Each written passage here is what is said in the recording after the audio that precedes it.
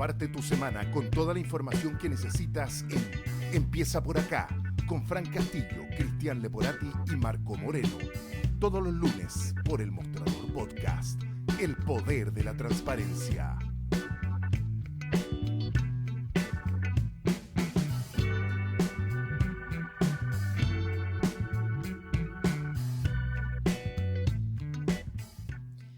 Muy buenos días, ¿cómo están? A 9 de la mañana con 5 minutos arrancamos el programa de este lunes 20 de octubre. Muchas gracias por estar ahí, por conectarse, por empezar su semana junto a nosotros. Como siempre, comienzo recordándoles que pueden suscribirse a nuestro canal de YouTube, @El Mostrador Podcast, donde pueden encontrar este programa y todo el contenido multimedia del Mostrador para estar informados con nosotros, porque estamos en plena contingencia electoral. Ya queda menos de un mes para las elecciones del 16 de noviembre, por lo tanto vamos a estar intensamente analizando las campañas y cómo se siguen desenvolviendo las candidaturas. Vamos a estar comentando en el programa de hoy particularmente la franja que hemos visto en los últimos días, si es capaz de mover la aguja o no. Todo esto cruzado por otras temáticas de la contingencia, como qué es lo que ha estado pasando con las tarifas de las cuentas eléctricas luego de la polémica, este error de cálculo de la semana pasada, sus posibles consecuencias también en el escenario electoral. Todo eso y mucho más junto a los panelistas que me acompañan como cada lunes. Ya los pasamos a ver inmediatamente en pantalla. Ahí tenemos al director del Centro de Democracia y Opinión Pública de la Universidad Central, Marco Moreno. ¿Cómo está? Muy buenos días. Hola, Fran, Cristian, ¿cómo están? Muy buenos días. Hola, hola. Y también Buenos días. saludamos al experto en marketing político y académico de la Universidad Diego Portales, Cristian Leporati. ¿Cómo estás, Cristian? Muy bien, Fran. Todo bien, gracias. Qué bueno. Oye, bueno, ya lo decía, franja electoral, ¿qué les ha parecido hasta ahora? ¿Logra mover la aguja o no en términos de percepciones los que ustedes han podido ver? No ha estado exenta de polémica por la aparición de ciertos personajes como el expresidente Piñera, el uso de la figura del expresidente Elwin, también Jaime Guzmán a propósito de la controversia en los últimos días. Pero quienes han criticado la franja de su adversario fue precisamente el comando de Janet Jara. Ella misma cuestionó la franja electoral diciendo que uno no puede gobernar un país a pura crítica del otro, y aseguró que en algunas franjas se promueve mucho el odio. Desacreditar a los otros y dividir a los chilenos entre buenos y malos, ese no es mi estilo, dijo Janet Jara hace algunos días atrás, haciendo particular alusión también a lo que ha sido la franja de Marco Enrique Minami y el uso de la inteligencia artificial, que ahí me dirán ustedes qué les parecen estos recursos a estas alturas de la campaña. Cristiana, arranquemos contigo. ¿Cómo lo has analizado estos días? Mira, en realidad me lo han preguntado harto. Me Pero imagino. si tú lo ves bien, sí, si tú lo ves bien en la línea histórica del tiempo, en general, yo diría que no es muy sorprendente, es más o menos un poquito lo mismo. Probablemente esta campaña tiene más contenido negativo que otras, esta campaña presidencial. Yo percibo un poquito, porque tengo pésima memoria, respecto a anteriores, que hay mucho más ataque al otro, hay más denostación al otro. Por ejemplo, Harold May Nichols a mí me sorprendió, con el tema de la oficina, Con que el igual es una sketch. sátira divertida, Ujú. es un sketch divertido, simpático. El uso del humor siempre es un buen recurso en torno de cosas, de lo comercial a lo político, porque un poco te abre la mente, pero también había una crisis ahí directa al gobierno, y a la fundación. Entonces, en general, ¿para qué hablar de Meo? O sea, en general, se está usando hoy día en esta temporada. Se puso de moda las campañas negativas con mayor fuerza que otras propuestas anteriores. Es probablemente porque estamos en un contexto político y social bastante más binario. También está contaminado por las campañas exteriores, la campaña Milei.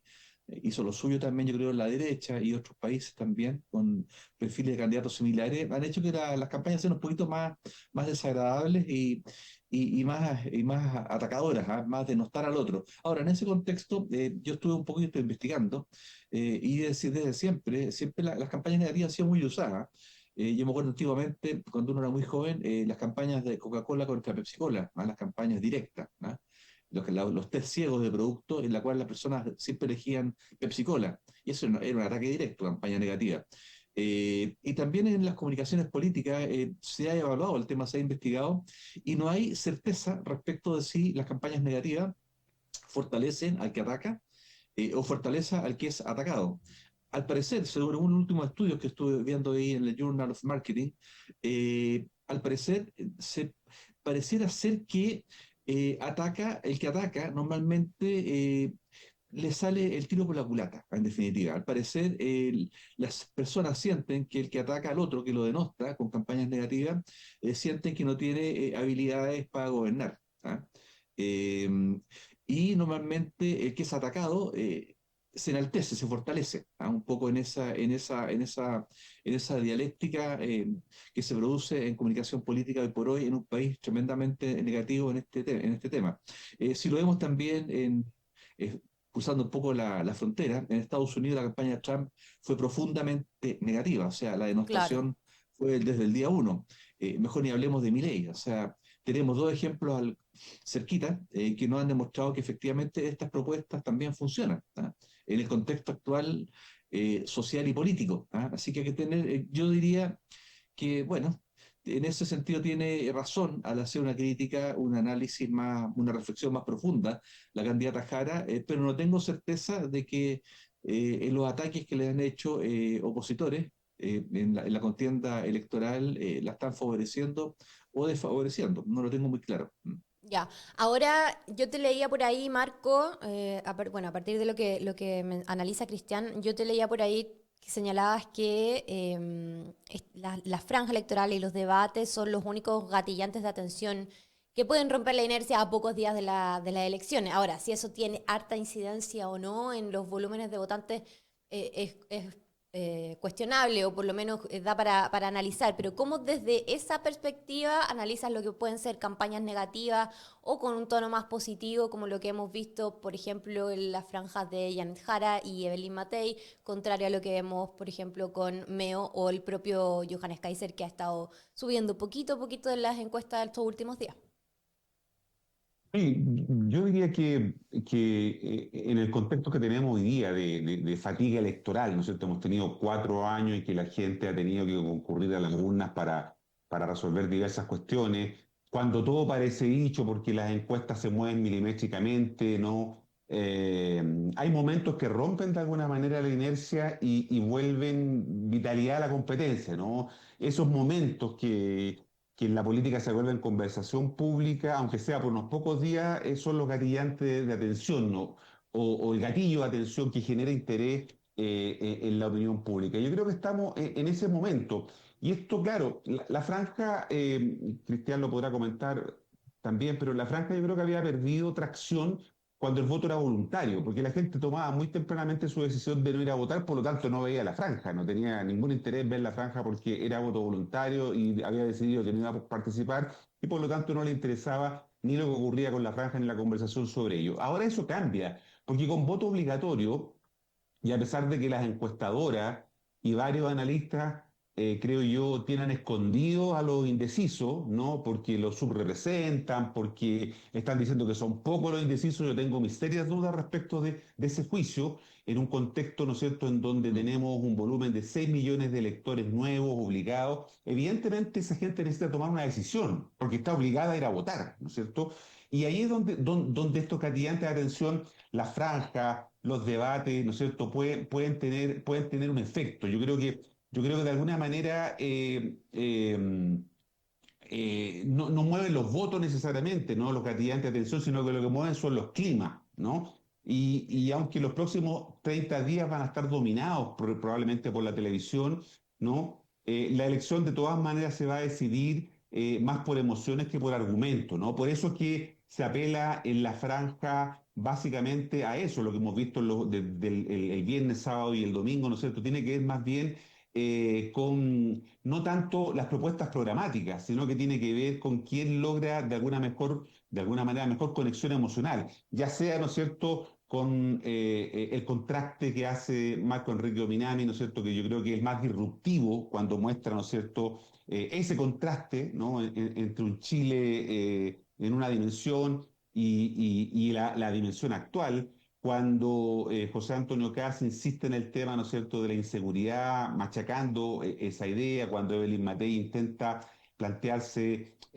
como la respuesta que puede dar gobernabilidad al país, y Yanis Jara con su biografía, ¿no es cierto?, intenta hablarle a esos públicos que no están informados, que no han tomado su decisión. Es que ese es Mm. el punto. Yo creo que esos son los públicos a los cuales hoy día los candidatos le están hablando con la tecla de la emoción. Hemos hablado todo el año con Cristian y contigo, Fran, en este espacio sobre que las emociones son plebiscitos emocionales, la gente toma sus decisiones en función de eso. Entonces, yo creo que en una campaña que es larga, que es impredecible, estos gatillantes de atención, como lo es la franja, ¿no es cierto?, son, creo yo, unas especies de chispas, ¿no?, capaces de devolver vitalidad a la política, porque está obligando a la gente a hablar de la política y porque está, sobre todo, ¿no es cierto?, llevando a tomar la decisión de este electorado indeciso en relación a estos elementos. Fíjate que todos los estudios, no en Chile, sino que en el mundo, muestran que las decisiones electorales se toman los últimos 15 días de la campaña. O sea, entre el 1 de noviembre y el 15 de noviembre, cuando haya veda de encuestas, porque la Sí. veda de las encuestas empieza el 31 de octubre a las 00, empieza la veda de las encuestas, por lo tanto, lo único que le va a quedar a los indecisos, que son distintos, ¿no es cierto?, a los electores volátiles, porque los indecisos son gente que no ha tomado su decisión, pero tiene que tomarla. En cambio, el elector volátil cambia de posición todos los días o todas las semanas. Son distintos públicos. Bueno, a esa gente no les va a quedar más que recordar o tratar de ver algo de la franja o los debates para poder tomar su decisión, ¿no? Y por lo tanto, ese es un elemento importante que juega la franja con voto obligatorio, insisto, porque cuando había el voto voluntario, evidentemente, como lo demostró toda la evidencia, la franja no cumplía ningún rol importante en la decisión de los electores. Pero eso cambia hoy día, y especialmente cuando estamos hablando, insisto, de 5 o 6 millones de nuevos electores obligados, que muchos de ellos, a pesar de lo que dicen muchas encuestadores, ¿no?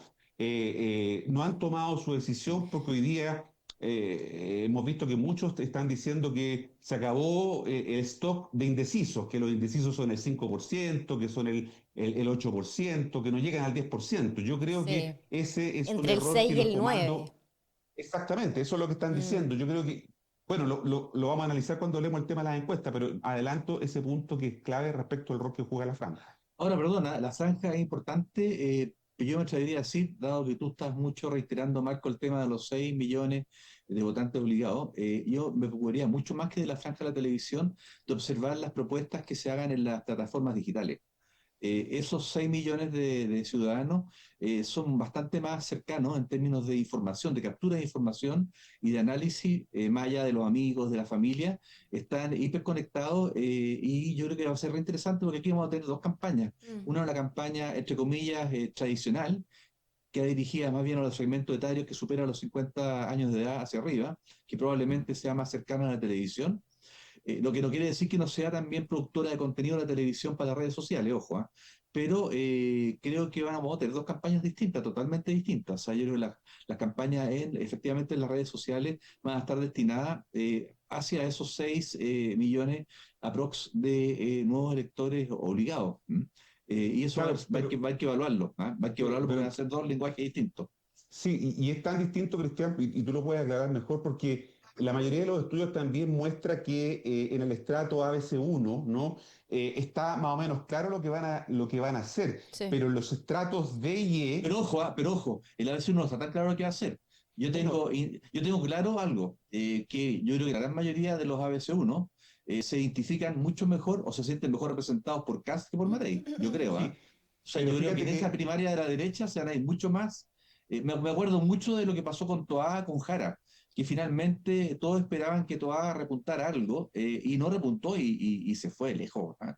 Yo creo que puede pasar algo muy parecido entre Kast y Matei, ¿ah? Yo creo que en ese sentido el ABC1 lo tiene tremendamente definido eso, ¿ah?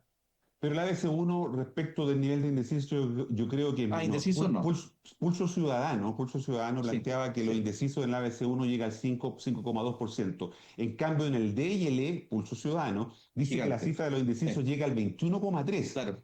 El D y E es la gente, ¿no es cierto?, que tiene menos acceso a información, ¿no es cierto?, que es la que está más desinteresada en términos de lo que pueda suceder, ¿no es cierto?, no con su vida, pero sí respecto de la elección. No le interesa saber lo que está ocurriendo, va a tener que ir a votar porque está obligada, y es ahí donde los mensajes de la franja probablemente estén apuntando, ¿no es cierto? Sí, Cristian absolutamente. puede explicar mejor qué es el D y No, E. televisión, no, indudable. Televisión construye Sí. discursos en los segmentos bajos de la población, sin duda. Oye, Y eso es lo que está haciendo Kast. déjame hacerte una pregunta, Cristian, con respecto a eso mismo, porque pensando en este público más despolitizado que necesita referencias concretas para situar a los candidatos en un sector u otro, ¿qué te pareció el recurso de figuras? Como por ejemplo el expresidente Piñera o Jaime Guzmán.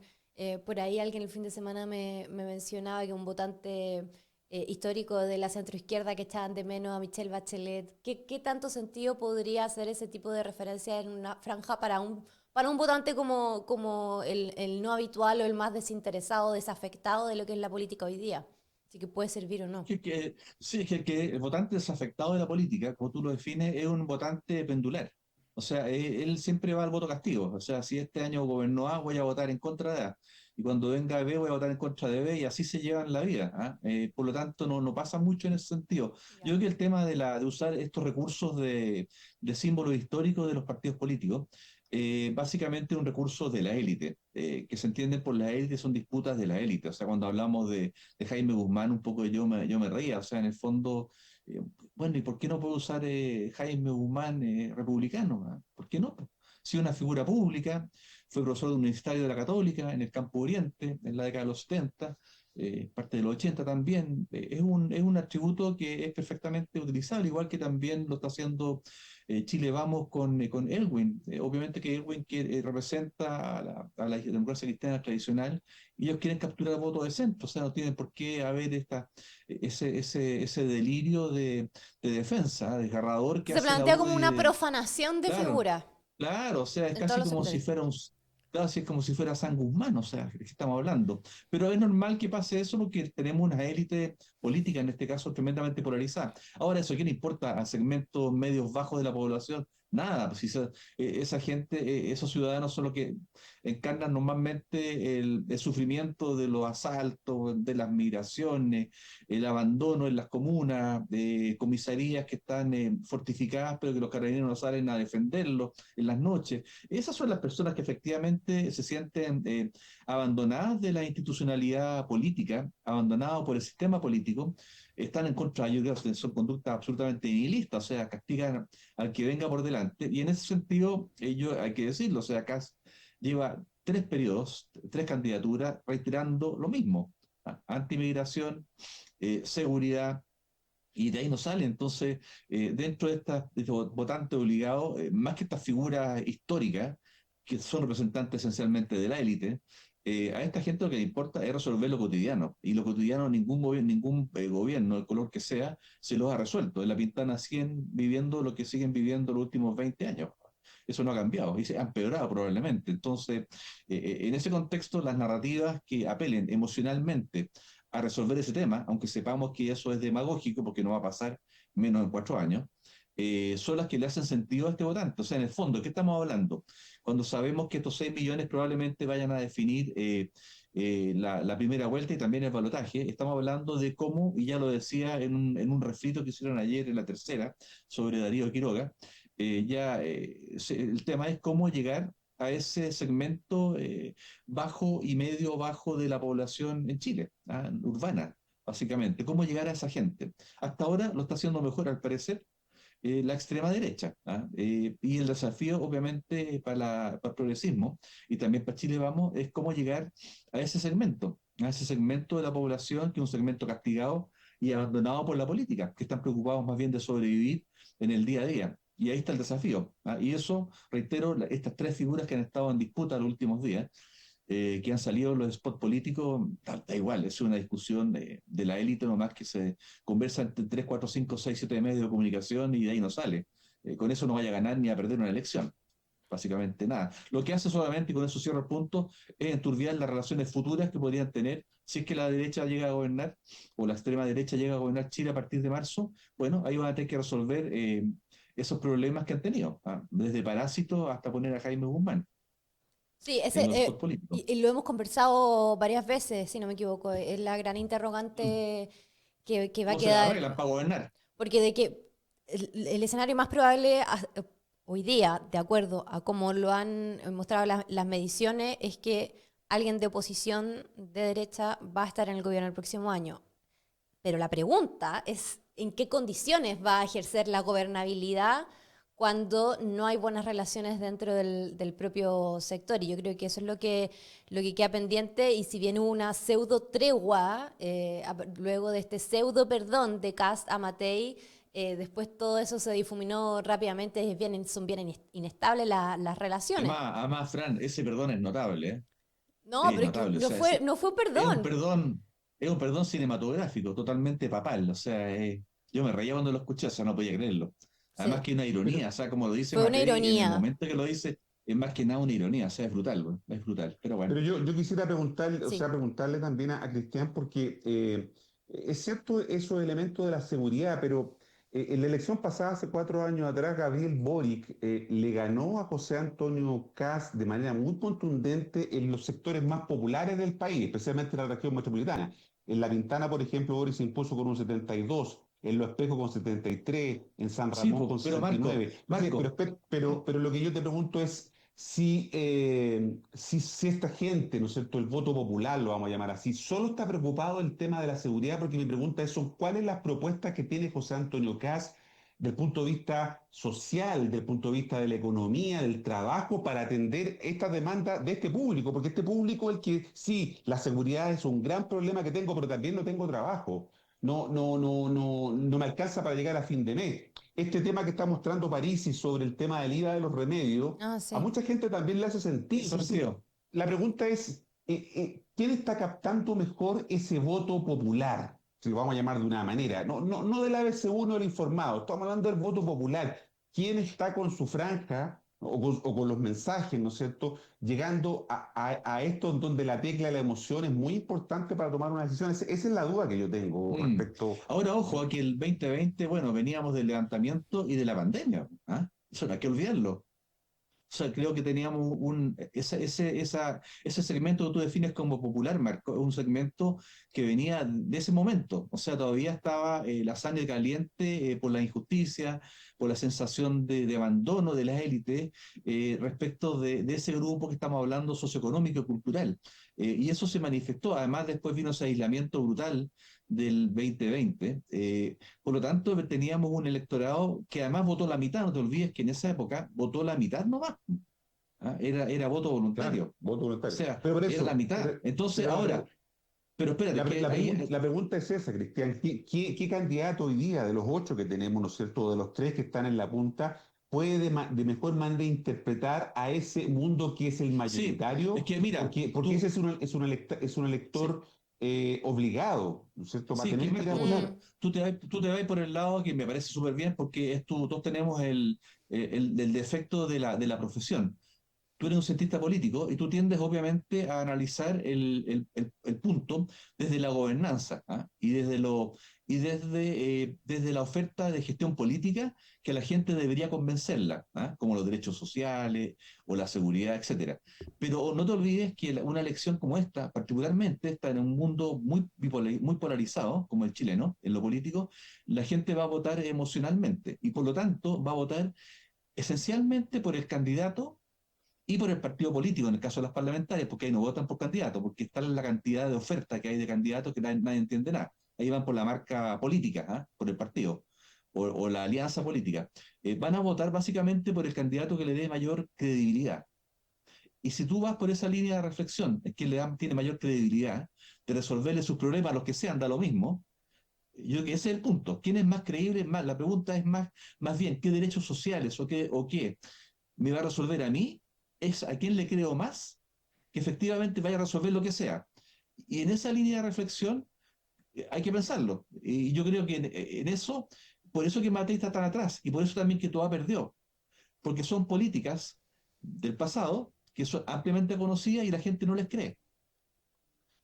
A pesar de que Kass lleva décadas viviendo de la política y metido en la política, nunca ha estado en el poder directamente. Y por eso que suele ser como atractivo para la gente, más allá de su discurso, etcétera. Me atrevería a decir lo mismo también con Jara. O sea, Jara igual es una política más o menos nueva, ¿ah? No es tan conocida. ¿ah? Y también estamos viendo que Kaiser, un político muy nuevo, de un partido muy nuevo, también ha subido bastante la encuesta robándole votos a Kast. ¿Y por qué? Porque es nuevo, po. O sea, la gente, esa novedad mezclado con un discurso, una forma de presentarse en la propaganda de la franja electoral, hace una mezcla que a la gente le hace interés, ¿ah? Le resulta interesante. Eso yo me atrevería a decir, para responder tu pregunta, Marco, que todo esto depende mucho de una dimensión emocional de liderazgo. ¿A quién le creo más?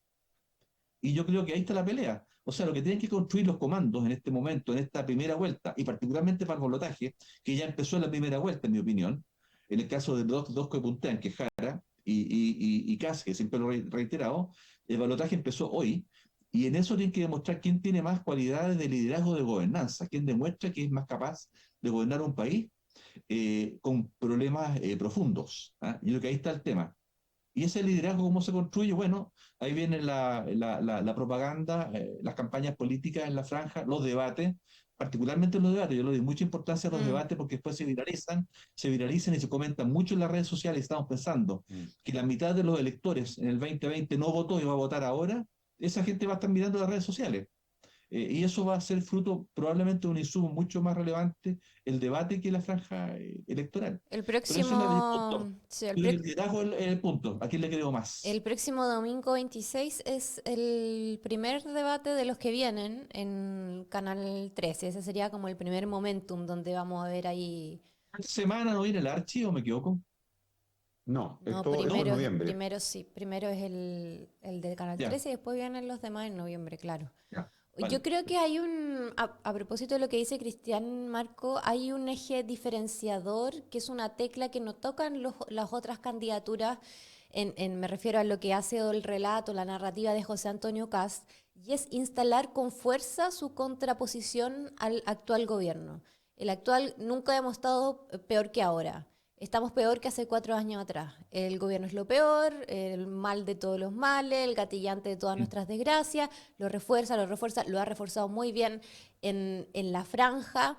Es algo que ha hecho tímidamente Belín Matei, es algo que incluso ha estado intentando hacer Janet Jara, desvinculándose completamente de lo que ha sido la gestión del presidente Gabriel Boric, pero en términos de credibilidad, en relación a lo que dice Cristian, que lo refuerza y lo ha mantenido como en su narrativa principal, es José Antonio Cast. ¿Cómo ves también ese recurso? ¿Qué tan efectivo puede ser en términos de diferenciación?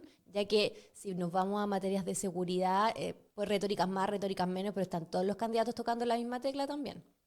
Mm. Claro, es que ese es el punto. Probablemente el diseño de CAS es apostar al 70%, ¿no es cierto?, de la gente que no apoya al gobierno. No sé, hay un 30% que apoya consistentemente al gobierno, hay un universo prácticamente del doble, teóricamente, ¿no es cierto?, que no apoya al gobierno si le creemos a la encuesta, ¿no? Eso ha llevado a José Antonio CAS a enfrascarse, como tú dices, en una estrategia de que su principal crítica es al gobierno, un gobierno incapaz, ese es el término que utiliza Mm. con mucha frecuencia, ¿no? Por la mala gestión y particularmente por la mala gestión en seguridad, y ahí promete mano dura, ¿no es cierto?, junto con rebajar el gasto fiscal. Esos han sido los ejes en el que se ha centrado, ¿no? La crítica al gobierno, el más crítico respecto del gobierno, y lo cuestiona en términos de la gestión de la seguridad y la gestión, ¿no es cierto?, del gasto fiscal. Pero es cierto que para la gente, y lo decía Cristian, los sectores de IE, es cierto que para los sectores populares, entonces, para los más vulnerables, ¿no es cierto?, la seguridad es un tema relevante. Pero lo cierto es que José Antonio Casa hasta ahora no ha mostrado un programa claro que vaya, o medidas concretas que vayan en ayuda de estas personas, de estos chilenos y chilenas, ¿no? No, lo Pero hemos visto. Marco, pero es que ahí está el punto. Porque quién quiere, a ver, si aquí se trata de lo siguiente, ¿cuál es el clivaje acá? Los chinos, ¿qué quieren ahora? ¿Quieren un padre castigador o una madre que acoge? ¿Ah? Ese es el punto. Yo tengo la intuición de que más bien están buscando hoy en día, dado la sensación que hay, que se ha ido creando también políticamente, de la narrativa de la oposición, y también por la ineficacia del gobierno, esa narrativa de despelote total, o sea, de caos, ¿ah? Lo que reitera en su discurso Kast. Entonces ahí está el tema, o sea, ¿quién busca a esas personas? ¿Qué están buscando? ¿Un padre que los proteja? Sí, eso es O un cierto, castigador, digamos. pero también esta idea, ¿no es cierto?, de que no podemos llegar a fin de mes, de que estamos con las deudas hasta el cuello, son otra dimensión también de las cuestiones que le preocupan a la gente, ¿no? Y por eso que yo digo que la gran pregunta que yo haría es si basta con el discurso de la seguridad y del y la reducción del gasto fiscal, 100.000 empleados públicos, vamos a reducir 6.000 millones de dólares en 180 días. No estoy en 180 días, parece que dijo, sí. No estoy tan seguro de si eso es suficiente Mm. para un volumen de electores muy significativo, estos llamados electores nuevos u obligados, ¿no es cierto? Que probablemente no sabemos muy bien, sí, probablemente sabemos que le preocupa la inseguridad, que no puede salir de sus casas, todo eso es cierto, pero es un elector también muy volátil que cambia de opinión de un día para otro, es un elector despolitizado, que no tiene lealtad ideológica, no está necesaria, no es un elector de derecha. Que eso quiero decir. Entonces, ahí es donde se está jugando, creo yo, el resultado de la elección y por eso que lo que estamos viendo hasta ahora y que lo que muestra la encuesta, creo yo, que es una fotografía muy parcial, que no logra capturar, las encuestas no logran capturar, yo diría, este universo tan importante, ¿no es cierto?, de gente indecisa y volátil, ¿no? Los indecisos siguen siendo un grupo relevante a pesar de que varios encuestadores y analistas, colegas nuestros, dicen que, insisto, como dije antes, no hay stock de indecisos, ya están los indecisos jugados. Eso me parece que es un intento de construir, ¿no es cierto?, un relato respecto de que la elección está jugada, respecto del cual yo pondría algunas dudas, ¿no? Con lo que puede pasar y lo que estamos hablando con la franja y con los debates con la veda de las encuestas que Mm. comienza, ¿no es cierto?, el 31 de octubre en la noche, y por lo tanto vamos a navegar en varios días, vamos a navegar en aguas, ¿no es cierto?, con poca información, y por lo tanto eso puede ser un factor que todavía profundice más esta incertidumbre que tenemos respecto al resultado electoral del 16 de noviembre.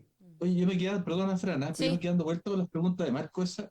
En realidad, cuando uno habla en publicidad regularmente, uno siempre las campañas y también las políticas, habla de tono y estilo, cómo va a ser el tono y el estilo de la campaña. ¿Ah? Y tenemos acá el tono y estilo de una candidata como Jara, que es un tono, y también de Matei, que es un tono más bien inclusivo, que acoge, que es más bien positivo, con mirada de futuro, y no tan agresivo, mostrando más bien a las personas que a los candidatos. Y tenemos por otro lado un tono y estilo muy agresivo, como es el de Cast, como es el de Parisi, como es el de Meo, como es el de Kaiser, que son tremendamente agresivos.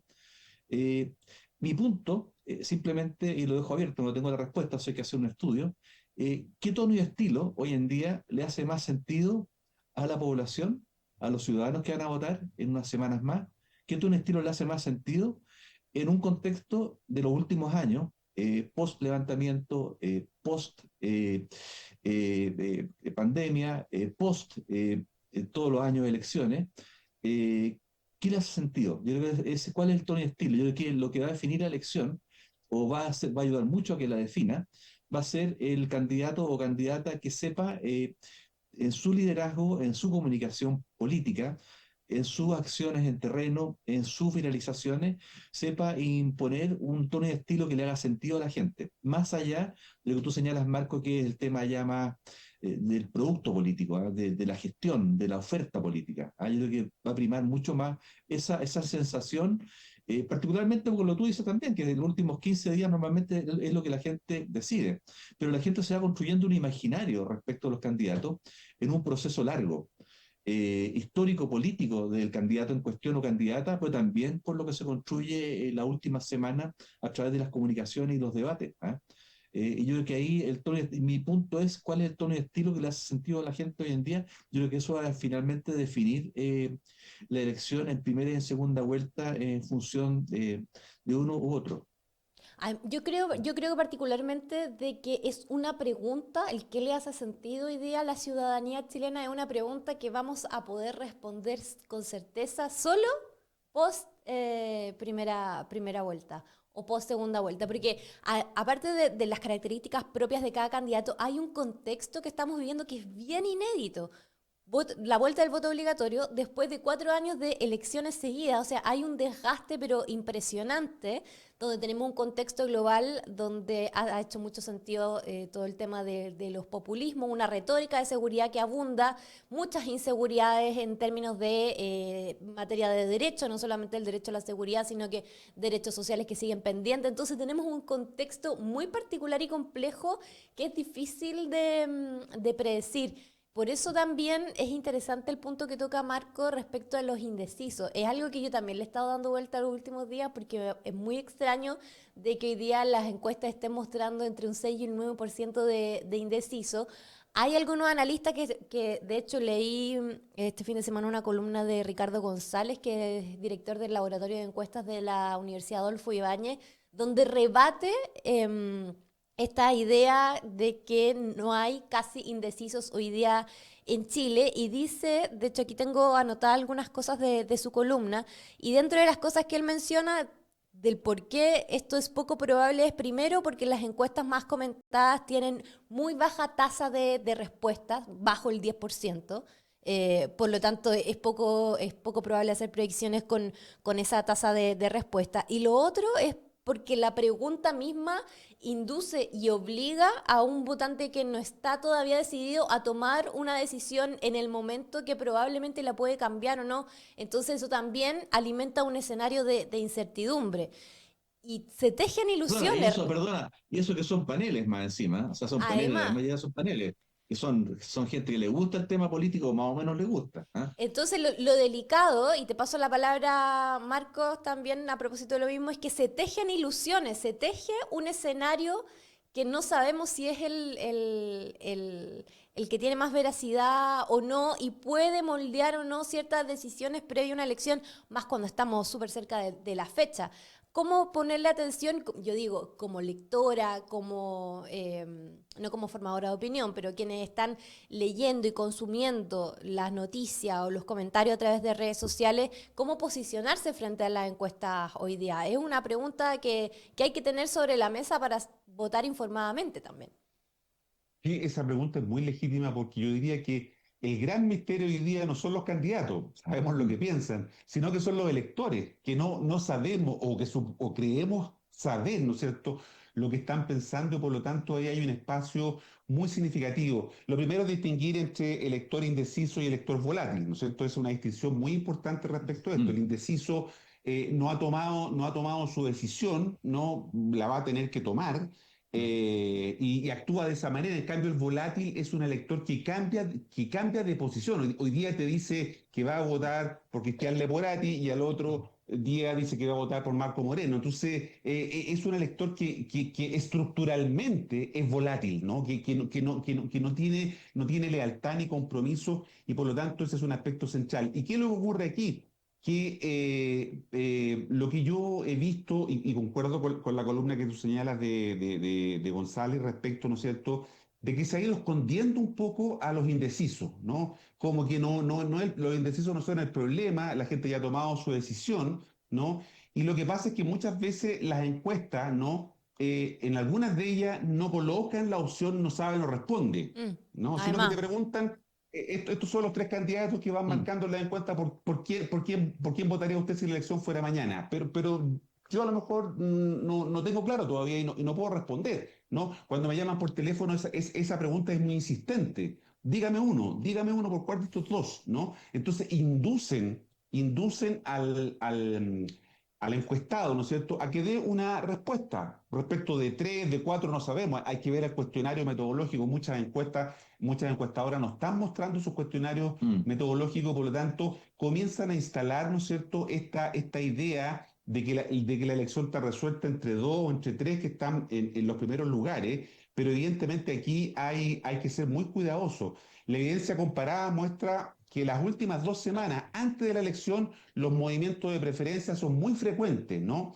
No porque los votantes se pongan a estudiar los programas o debatir las ideas, sino que porque buscan reducir su incertidumbre, Mm. saber quién puede ganar, quién puede evitar que gane otro o quién representa mejor su estado de ánimo, ¿no es cierto? en esa etapa el voto estratégico, el voto útil, como se llama, o simplemente el voto emocional es clave, ¿no? Y yo creo que en este universo que estamos diciendo, ¿no? De un número muy significativo de electores, evidentemente los llamados electores nuevos, obligados, que son distintos a los habituales. Esa es la otra categoría, los electores habituales. Probablemente nosotros tres que estamos aquí somos electores habituales porque con voto voluntario, con voto obligatorio, siempre vamos a votar, ¿no es cierto? Pero el problema no somos nosotros porque la ciencia política ya ha estudiado esos 6 millones, 7 millones que han votado históricamente. Lo que no tenemos bien estudiado, la sociología, los estudios electorales, los publicistas, los expertos en marketing político, no sabemos muy bien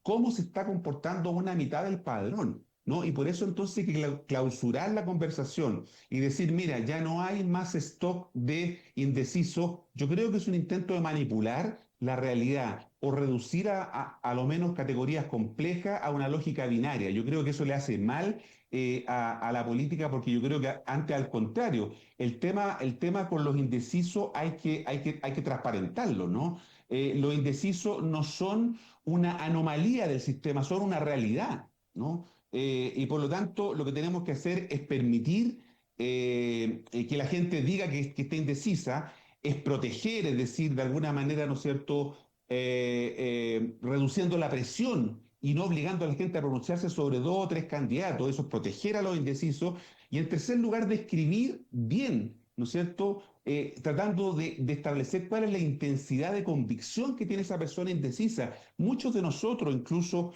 que pueden estar siguiendo este programa, no tienen decidida su elección, probablemente, y somos electores informados, somos gente que tiene conocimiento. Entonces, de alguna manera, eso yo creo que está siendo clave en este escenario, porque la geografía del voto cambió, pero estamos analizando, ¿no es cierto?, electoralmente, con categorías, con cartografía electoral del voto voluntario, estamos analizando una elección con voto obligatorio, ¿no es cierto?, con categorías que servían para otros momentos, no para Marco, ahora, por eso yo pondría cuidado en eso. a ver, pero lo que tú planteas, bueno, es como ¿cómo decirlo? Es como parte del inconsciente colectivo de las personas que de alguna forma estamos siempre leyendo, analizando la política respecto de la encuestadora. O sea, la encuestadora en un país profundamente ideologizado en términos de poder, también representan un poco posiciones políticas. O sea, cuando vemos el panel ciudadano de la UDD, es la UDD. Y así suma y sigue. En general, todas las encuestadoras también tienen no todas, pero están alojadas en un espacio político ideológico que te puede llevar también de alguna forma a un sesgo y tratar de encuadrar la realidad siempre entre los candidatos que son parte del sistema. Y Tal eso me cual. refiero a parte del sistema, me refiero ya listo. Parte del sistema sería, aquí está la izquierda, aquí está la derecha tradicional, aquí vamos a darle espacio a estos otros, porque ya lo está pidiendo la gente, y no nos movamos de este encuadre que a todos nos acomoda, en un país tremendamente conservador como el nuestro, en lo político. De aquí no salgamos, ¿ah? Los buenos son estos, los malos son estos otros, y de aquí no nos movemos. La discusión de Maduro, la discusión de Cuba para golpear a la izquierda, o decir que siempre la derecha es un sistema económico que no tiene ideología, que es solamente capitalismo neoliberal y no más que eso. También es una pobreza bien brutal en la forma de atacar a la derecha. O sea, estamos inmersos en un contexto en que también las encuestadoras son parte de ese encuadre tácito de los grupos de poder. Claro, Y en porque ese, las encuestas no son empresas que hacen filantropía, son no, pues, encuestas, No, son po. empresas, ¿no es cierto?, que Sí. tienen un objetivo. Y por lo tanto, yo estoy muy de acuerdo con Cristian, las encuestas que muestran certezas absolutas probablemente no están midiendo la duda, sino que la están modelando, que es exacto, distinto. No, no exacto. están, es como la agenda setting. Los medios de comunicación no te dicen no te dicen sobre qué decisiones tomar, sino sobre qué hablar, que es distinto. Y probablemente eso está ocurriendo con muchas encuestadoras. No digo que sean todas, porque aquí hay muchas, ¿no es cierto? Hay unas que usan, hay distintas metodologías, pero evidentemente ahora yo creo que la veda va a ser más necesaria que nunca, porque las encuestas distorsionan demasiado la Mm. realidad. Y estoy de acuerdo con Cristian respecto de que están modelando una manera de pensar, ¿no? Eso fue lo que pasó en Bolivia. En Bolivia terminó ganando ayer la elección Oye, el que en sí. primera vuelta daban tercero o cuarto, ¿no? Con ninguna posibilidad de ganar. Entonces, Iba ojo con eso. último, de hecho, el actual presidente, pero no tenía ni por dónde, según lo que indicaba en la encuesta. Bueno, es que igual allá hay un factor territorial que hace que las encuestas sean bien, bien imprecisas, pero estaba prácticamente en el último lugar y hoy día es presidente de Bolivia, terminando con 20 Sí, años de... pero ojo que él en la primera vuelta, no se olviden que él estuvo en todas las comunidades altiplánicas, recorrió todo el país, Bolivia es un país igual grande, recorrió todo el país y no invirtió plata en propaganda política. ¿Ah? Ojo, ¿ah? Y fue Sí, a lo solamente que iba es que las recorriendo. encuestas no captaron absolutamente nada de lo que estaba haciendo Rodrigo Paz en su campaña. No, no fueron capaces de medir en concreto su despliegue territorial y qué tanta adhesión estaba teniendo. Ah, Sí, exacto, exacto, fue Es que bien eso es lo que no impresionante. hemos, eso es lo que no hemos estudiado bien, yo insisto exacto. mucho en este punto. Los indecisos, como digo, no son una falla del sistema ni un ruido estadístico, son la expresión más sincera de un país que todavía está pensando su voto, contrariamente a lo que muchas veces pensamos, ¿no?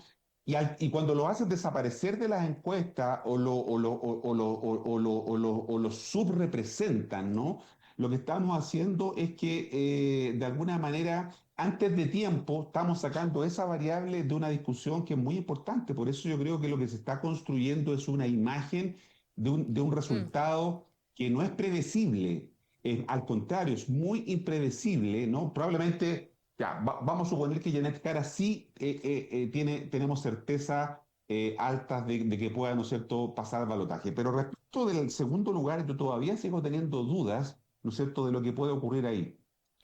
Sí, Ahora, Marco, sí. perdona, Fran, pero ese encuadre de la realidad, de acuerdo a los intereses naturales del poder, eh, por las encuestadoras, sin importar su ideología, color político o tendencia, se daba bastante bien en términos de no voto obligatorio, ¿ah? De voto voluntario, ¿cierto? Fluía, pero claramente con voto obligatorio, que es primera vez que ocurre, indudablemente que mantener esa cartografía del poder reflejada en la encuesta, tratando de contener un encuadre tradicional en el voto chileno, en las elecciones chilenas, claro, se nota muy en pelotas en realidad, se nota muy débil frente a un escenario impredecible. ¿Ah? Yo creo que ahí tú tienes un punto en eso, Marco. Es distinto hoy en día, pero ese esfuerzo no lo han hecho las encuestadoras, eso es lo curioso. Mantienen el esquema tradicional cuando efectivamente la mecánica para elegir a un presidente hoy por hoy cambió ya radicalmente. Eso me llama la atención, profundamente en realidad. Ahora, lo que también se ha instalado como unos supuestos irreversibles es el techo electoral de Janet Jara, que pasaría a segunda vuelta, pero no podría superar el techo, y el estancamiento de Berlín Matei, que ya la dan. O sea, hoy día escuchaba a un encuestador decir en la mañana de que ya Evelyn Matei bajo ningún escenario sería capaz de pasar a la segunda vuelta, que sería muy poco probable de acuerdo a lo que han indicado las mediciones hasta ahora. Entonces son supuestos que se instalan, como lo ven en ese sentido, el techo de Jara y el estancamiento de Matei irreversible. ¿Cómo analizarlo también, si es que nos Que uno llevamos no alguna sabe, es que sorpresa uno o no no? sabe, perdón, es que uno no sabe si son supuestos o deseos también, ¿ah? Claro, Sí, pues, si claro, ese es el claro. tema. Si partimos de la hipótesis que hay un sistema que encuadra la realidad dentro de un espacio histórico que no quiere cambiarse por distintas razones, bueno, entonces ya no son supuestos, pues, Mm, ¿ah? Son convicciones, mm. es distinto. ¿Marco? Claro, y eso es lo que tenemos que insistir nosotros a 12 días, ¿no es cierto?, de que empiece la veda de las encuestas. Insisto en este punto, van a circular encuestas por redes sociales como ocurrió en todas las elecciones, no sabemos cuáles son verdaderas o no. Eh, Hacen circular distintas alternativas para que después decir, no, si nosotros le apuntamos porque dijimos que este era el resultado, ¿no es cierto? Muchos después analizan el partido con el diario del diario del día lunes. Entonces, es fácil hacer eso, pero hoy día yo creo que el votante obligado que está subrepresentado en los estudios de opinión y que de alguna manera, ¿no es cierto?, los sesgos metodológicos que tienen las encuestas que llevan a la gente a pronunciarse respecto de candidatos cuando les preguntan por dos alternativas, no les permiten tener convicción o decir algo más respecto de ese candidato que están diciendo, ¿no? Insisto, cuando a ti te llaman por teléfono, una encuesta, y te dice, ¿le gusta la Coca-Cola o le gusta la Pepsi? No, es que me gusta, no, pero le estamos preguntando por estas dos. Elija. Elija justamente en estas dos. O cuando, ¿no es cierto? Ya hemos dicho que las encuestas de paneles tienen sesgo también, porque es gente que decidió, ¿no es cierto?, participar en esos paneles, ¿no? Tiene un sesgo que tiene que ver con que yo decidí participar en los paneles. Y como dice Cristiana, a lo mejor yo tengo ciertos intereses y me meto en los paneles. Entonces, de alguna manera creo yo que eso es lo que tenemos que evitar, creo, en el sentido de dar por cerrado el tema muy anticipadamente. Yo insisto, alguien decidió hacer desaparecer a los indecisos antes de tiempo y yo pondría cuidado con eso para que no vayamos a tener sorpresas, ¿no? Ujú. Mm. Oye, ya para cerrar el programa, nos quedan un par de minutos. Hagamos un poquito de proyecciones de la semana, hay que ponerle atención. La semana pasada estuvo marcada por toda la polémica por el mal cálculo de las tarifas eléctricas, algo que evidentemente se ha electoralizado porque ya los parlamentarios están escandalizados porque quieren impulsar una ley corta que el ministro dice que es viable en el contexto actual. Poder legislar rápidamente en ese sentido, sino que las recompensaciones partirían a partir de enero del 2026. Tema que se ha estado electoralizando sin duda. ¿Cómo lo ven ustedes en términos de proyecciones, pensando un poco en la agenda del gobierno, las cosas relevantes que puedan pasar en la semana, Cristian, para cerrar? Ya, bien, sí. La pregunta, sí, como estamos en campaña electoral, es si le pega o no le pega a la candidata, ¿no? A Jara. Yo creo que no. ¿Ah? Yo creo que el tema, la Jara está tratando ya desde hace un par de semanas de alejarse del gobierno, incluso lo ha criticado, lo criticó, digamos, respecto al ministro Pardo, ex ministro Pardo, que lo habrían sacado inmediatamente desde el cargo. Una vez que se supo esto, yo creo que no, yo creo que en el fondo ya está el gobierno suficientemente castigado desde la oposición. Por lo tanto, un nuevo estímulo de ataque al gobierno, no creo que no vaya a durar mucho ese efecto. Y si va a golpear a Jara, tampoco lo tengo tan claro, porque creo que es un tema más bien del gobierno. Además también, y para cerrar el punto, cuando ya empieza el Parlamento, el Congreso a vociferar, ¿ah? Que queremos ahora inmediatamente el dinero, ¿ah? De vuelta. En el bolsillo de los chilenos, no queremos un retorno, bla, bla, bla, no. Cuando ya empiezan los vociferantes de izquierda y de derecha, el tema ya termina por contaminarse y cerrarse, y también la opinión pública se bloquea al tema y dicen, ya, estos gallos otra vez están en la misma. ¿Ah? Y ahí se pierde el tema. ¿Ah? Yo creo que no tiene mayor relevancia. Es un aspecto muy importante igual. O sea, que hayas pagado una cantidad X de plata durante tantos meses es relevante, pero creo que en términos electorales es más munición para la oposición. Pero ya está tan castigado el gobierno por la oposición que repetir ese mismo discurso no genera nada nuevo. ¿Ah? Marco, para cerrar. Sí, sí, lo que une a estos temas, la franja que hemos estado hablando hoy día, las encuestas, las tensiones en la derecha y las cuentas de luz, es que todo se está leyendo en clave electoral. Todo, cada palabra, cada gesto, cada dato o error se convierte en un gatillante de atención. Es lo que va a generar que la gente de alguna manera comience a mirar esto con más interés, ¿no? La campaña entra en una fase decisiva, creo yo, aquella donde los errores pesan más que los aciertos, donde la emoción vale más que la ideología, como lo hemos comentado tanto en el programa, y donde la duda, esa que las encuestas no están registrando, ¿no? Puede definir, creo yo, el resultado del 16 de noviembre. Perfecto, bueno, tenemos debate tal como decía el domingo 26, lunes 27 lo vamos a estar comentando acá mismo con todos los detalles por medio de una hora, y si mueve la aguja o no, si se cometen errores graves o no. Aquí Empieza por acá, Cristian Leporati y Marco Moreno, muchas gracias como siempre por arrancar la semana con nosotros, que tengan buen día, buen lunes. Bueno, Que estén bien. Chao, chao, un chao. abrazo. Nos despedimos también de quienes se han sumado a las conexiones, de quienes nos ven durante el día, recordándoles nuevamente que pueden suscribirse a nuestro canal de YouTube, @elmostrador podcast, donde pueden encontrar todo el contenido multimedia del Mostrador para seguir informados con nosotros. Que tengan una muy buena semana, un muy buen lunes. Nos volvemos a encontrar el día jueves a través de las pantallas del Mostrador. Que estén muy bien, chao, chao. Esto fue Empieza por acá. Nos volvemos a ver el próximo lunes a las 10 de la mañana con todo el análisis junto a Fran Castillo, Marco Moreno y Cristian Leporati, aquí en el Mostrador Podcast.